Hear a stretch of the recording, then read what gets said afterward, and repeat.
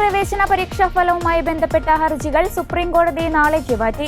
Prospectus പ്രഖ്യാപിച്ചാൽ അത് പാലിക്കേണ്ടേയെന്ന് വിദ്യാർത്ഥികളുടെ വാദത്തിനിടെ supreme കോടതി ചോദ്യമുയർത്തുകയും ചെയ്തു. വിഷയത്തിൽ സർക്കാർ ഹർജി നൽകുന്നുണ്ടോ എന്ന് ആരാഞ്ഞ കോടതി അതനുസരിച്ച് തീരുമാനമെടുക്കാമെന്നും വ്യക്തമാക്കി. ഇതിന് പിന്നാലെയാണ് കേസ് നാളെ പരിഗണിക്കുന്നതായി മാറ്റിയത്.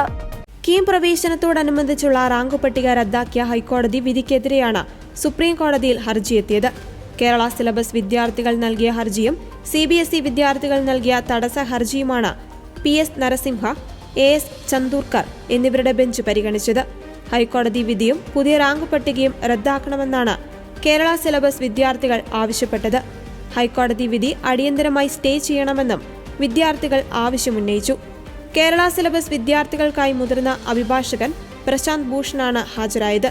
അതേസമയം തങ്ങളുടെ വാദം കേൾക്കാതെ തീരുമാനമെടുക്കരുതെന്നാണ് CBSE വിദ്യാർത്ഥികൾ തടസ്സ ഹർജി നൽകിയിരിക്കുന്നത്.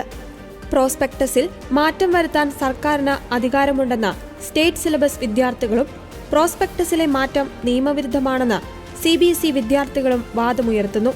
മാർക്ക് ഏകീകരണ രീതി മാറ്റുന്നതിനെതിരെ കോടതിയെ സമീപിച്ച CBSE വിദ്യാർത്ഥികൾക്ക് മേൽക്കൈ നൽകുന്നതായിരുന്നു പുതുക്കിയ റാങ്ക് ലിസ്റ്റ്. ഇതോടെയാണ് കേരള സിലബസ് വിദ്യാർത്ഥികൾ സുപ്രീം കോടതിയെ സമീപിച്ചത്.